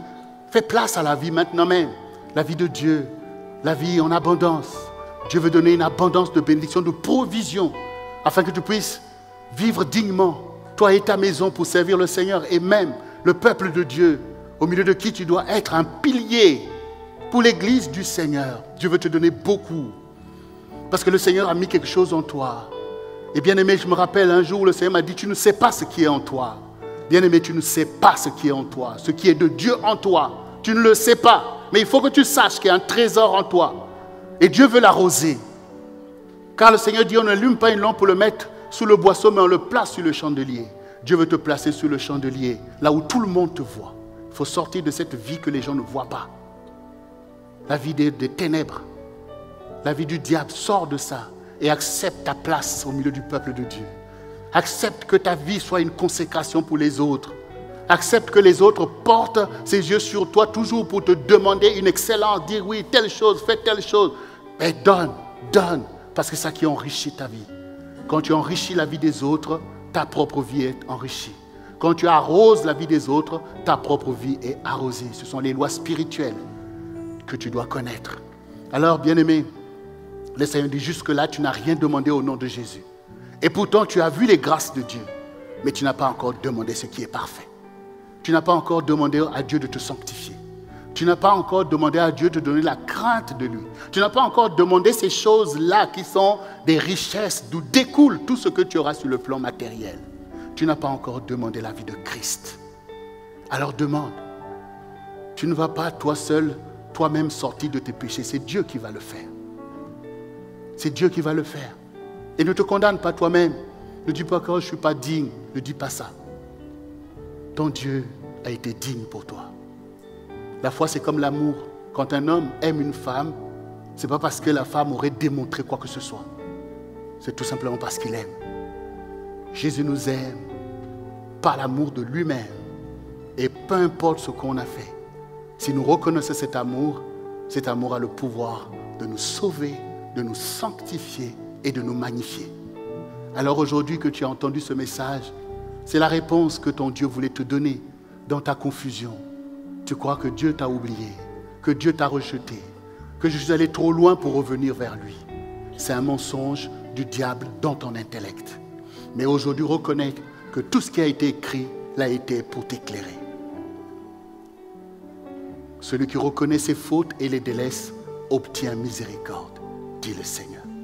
Alors le Seigneur va faire de toi aujourd'hui un homme né de nouveau, une femme née de nouveau, qui est revenue à Dieu parce que tu t'es souvenu de la bonté de ton Dieu. Et ce souvenir va te délivrer, va changer ta vie. Tu vas dire, ah non, non, non, je ne suis plus dans ça.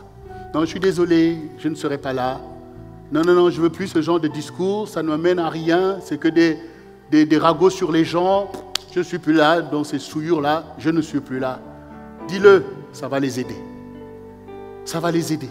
Nous n'avons pas à nous vautrer dans les choses dans lesquelles les gens sont noyés. Faisons de telle sorte qu'au contraire, eux aussi, sortent du milieu de ces choses. Alors sois intègre dans ton lieu de travail, sois intègre dans ta famille, sois intègre dans l'assemblée, partout. Laisse cette intégrité être un héritage en toi, parce que Dieu secourt toujours les justes. Il bénit toujours les gens intègres, parce que ce sont là des petits Christ. Alors nous bénissons le Seigneur, parce que c'est un Dieu fidèle. Il est notre Père. C'est pour ça que Jésus a dit, quand vous priez, dites « Notre Père qui est dans les cieux ». Dieu n'est pas quelque chose qu'on ne peut pas. Non, c'est ton Père. Et le mot Père veut dire c'est ta source. Et cette source fera jaillir toute la gloire de Dieu dans ta vie. Alors, bien-aimé, si tu es d'accord avec moi, tiens-toi debout maintenant, parce que nous allons invoquer le Seigneur afin que toutes ces choses nous arrivent, toute cette bonté de Dieu, pour que toute cette transformation qui nous délivre de la confusion puisse nous caractériser. Et nous voulons recevoir toutes ces grâces et ces bénédictions. Dieu qui n'oublie pas, il est celui aussi qui nous délivre de nos forfaits pour laisser prévaloir l'amour qu'il avait de nous dès avant la fondation du monde. Il écarte les transgressions, il dit c'est mon enfant, c'est ma fille. Quelle grâce, bien-aimé. Alors toi qui es ici, toi qui m'écoutes, si tu veux répéter ces quelques paroles sur lesquelles je vais prier en ta faveur. Seigneur Jésus, voici je te rends grâce, car ta parole est la vérité. Et cette parole me témoigne aujourd'hui que je suis aimé dès avant la fondation du monde. Tu m'avais connu et tu as donné ta vie pour moi, afin que ta vie soit en rançon pour ma vie qui était perdue, afin qu'elle soit rachetée pour Dieu.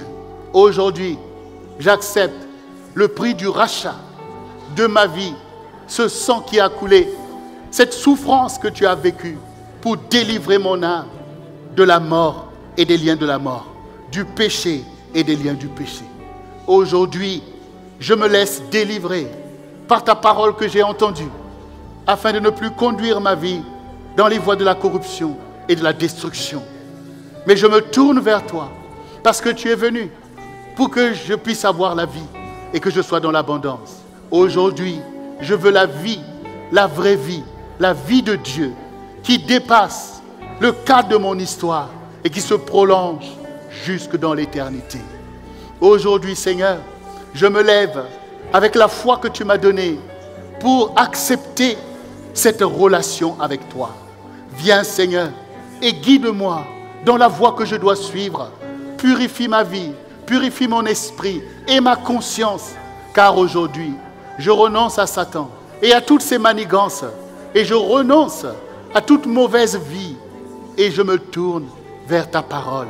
J'accepte cette intégrité aujourd'hui et cette justice qui vient de la foi en Jésus. Seigneur, tu as le pouvoir de changer les réalités de ma vie, de changer mes pensées et mes actions. J'accepte aujourd'hui ton secours, Seigneur.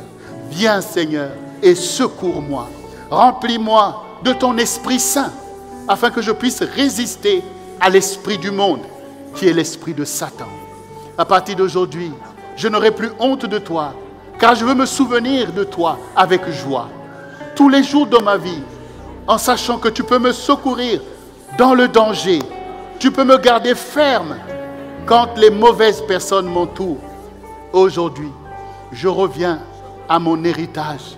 Je veux vivre dès maintenant et pour l'éternité. Merci pour ton sacrifice. Je l'accepte pleinement. Change mes pensées et mets en moi la pensée de la vie éternelle. Et je veux témoigner que tu es ce Dieu-là qui ne rejette pas, mais qui sauve, quelle que soit la race, la religion. Quand on se tourne vers toi, on est rayonnant, Seigneur. et j'accepte ta paix. Je veux vivre en paix avec tout ce qui m'entoure et je veux aimer mon prochain comme moi-même. Guide mes pas, Seigneur, et délivre-moi de toute oppression de l'ennemi. Décharge-moi de tout héritage de confusion. Je veux recevoir les saints héritages que tu as donnés à l'Église, que tu as donnés à ton peuple, afin de t'appartenir dès maintenant et pour l'éternité. Je renonce à toutes mes mauvaises voies et j'accepte les voies nouvelles de la paix, de l'amour et de la joie. Merci Seigneur, merci Saint-Esprit, agis en moi au nom de Jésus. Et je demande pour ma vie la provision divine afin que je puisse vivre dignement au milieu de ma génération. Pourvois pour moi Seigneur, afin que je ne manque de rien Seigneur éternel. Délivre-moi de toutes les situations précaires. Seigneur, aujourd'hui, je veux recevoir l'onction pour être béni. Élargis mes limites et donne-moi d'être un bon témoignage au milieu de ma génération. Je te fais confiance, Seigneur. Remplis-moi. Alors, bien-aimé, lève tes mains et reçois maintenant même cette prière que je fais en ta faveur. Éternel, voici. Tes enfants ont écouté ta parole et se sont laissés toucher par cette parole en reconnaissant que tu es vivant pour l'éternité. Et que tu es vivant pour eux, toi qui es ressuscité des morts et qui es monté au ciel et qui se tient à la droite de Dieu pour intercéder en leur faveur. Maintenant que cette parole de justice a résonné dans leur esprit, que l'héritage de la vie soit leur part. Seigneur, c'est maintenant toi qui vas les aider à ce que cette parole devienne chère en eux. C'est toi qui vas ouvrir leurs oreilles afin qu'ils entendent au quotidien la voix de l'Esprit Saint pour les guider dans les voies de l'éternité. Seigneur, c'est toi qui vas purifier leur conscience de la marque de la flétrissure des choses mauvaises, des choses anciennes, parce que ton sang a le pouvoir de purifier plus que l'hysope, plus que l'eau de Javel. Seigneur, c'est toi qui purifies leur cœur au-dedans d'eux et qui dispose bien leur esprit. Tu les revêts, Seigneur, de cette robe blanche lavée dans le sang de l'agneau. Ô éternel, ô Dieu, que leur foi activée maintenant même pour s'attacher à toi, toi le Seigneur de l'Église, toi l'époux de l'Église, Seigneur, que tes enfants ne repartent pas comme ils sont venus, mais qu'ils repartent, ô couronné de la grâce éternelle, comme l'enfant prodigue qui est revenu, et que le veau gras a été tué en sa faveur, que la fête a été faite, que les instruments ont été joués en l'honneur de son retour. Oui, Seigneur, et que l'anneau a été placé au doigt. Seigneur éternel, que tous ceux qui entendent ce message, ici et partout, Seigneur éternel, qui étaient loin de toi, Seigneur, qu'ils sentent maintenant même cette proximité, cette présence active de leur Dieu en leur faveur. Et que la crainte s'en aille, car ils n'ont rien à craindre, éternel, parce que tu les conduiras de gloire en gloire et de victoire en victoire. C'est pourquoi, soyez visités par la paix de Dieu et la joie du Seigneur qui a trouvé bon de vous pardonner, qui a trouvé bon de vous exaucer, qui a trouvé bon de témoigner sa fidélité à vous et de montrer la valeur de votre vie auprès de Dieu, qui a trouvé bon de tout pardonner et de tout jeter dans l'océan de l'oubli, afin de se souvenir qu'il vous aime dès avant la fondation du monde, de se souvenir du sacrifice qu'il a porté, qui est la valeur de votre vie. Oui, car le Seigneur est bon, car il est compatissant et miséricordieux, et sa miséricorde durera toujours pour toi. Sois fortifié maintenant même, et revêt-toi de cette lumière, car c'est ta part. Tu es différent, et Dieu veut manifester cette différence. Sois pourvu maintenant de toutes les grâces et de toutes les bénédictions, que le Seigneur puisse déverser maintenant même dans ton sein cette mesure serrée, secouée et qui déborde, que le Seigneur fasse au-delà de ce que tu demandes ou que tu penses, parce qu'il connaît les projets qu'il a lui-même formés pour toi, projets de paix et non de malheur, pour te donner un avenir de l'espérance, pour te bénir et t'enrichir à tous égards. Car l'Éternel renverse toutes les paroles de malédiction qui ont été prononcées contre toi, et il disperse tous tes ennemis qui sont venus contre toi comme un seul homme. Et voici, ils sont fuis loin de toi. Chacun prend sa route, parce que ton Dieu se lève et il marche devant toi. Il t'a fermé maintenant même, et il établit ta maison sur le roc qui est sa parole. Ton Dieu te transfigure maintenant pour révéler ta vraie identité. Tu as été choisi. Et toutes les prières qui avaient été portées sur ta vie dès ta jeunesse portent leurs fruits aujourd'hui. Parce que le Seigneur envoie la rosée du ciel sur ta vie. Tu es connu de ton Dieu. Et ce Dieu, tu le connais aussi. Et Dieu ramène à ton souvenir cet amour de Dieu que tu as. Dieu ramène à ton souvenir cet amour de jeunesse. Il ramène à ton souvenir cet amour de jeunesse. Parce que toi aussi, à un temps de ta vie, tu avais eu du zèle pour Dieu. Et Dieu ne l'a pas oublié. Dieu ne l'a pas oublié. Dieu ne l'a pas oublié. Il ne l'a pas oublié. Et Dieu veut magnifier maintenant même cet amour. Et l'amour de Dieu remplit ton cœur. Et aujourd'hui, tu acceptes ta destinée. Tu acceptes que tu n'es pas du monde, mais que tu appartiens au Seigneur. Tu acceptes cette connaissance du Seigneur qu'il t'a donnée. Tu l'acceptes aujourd'hui parce que tu es en ton jour. Tu es en ton jour. Ça fait un moment que tu portais ces douleurs de l'enfantement. C'était de ta propre vie qu'il s'agissait. Et aujourd'hui, tu es né de nouveau. Aujourd'hui, tu es né de nouveau, tu le sais, que tu es différent. Rentre dans ta différence, afin que la paix puisse couronner ta vie maintenant même. Les choses anciennes sont passées, et toutes choses deviennent nouvelles dans la paix du Seigneur et dans la joie du Seigneur. Enfin, tu vas déployer ta foi comme une bannière. Enfin, on va te connaître tel que Dieu t'a connu. Et cela sera pour toi une grande joie et une grande fierté.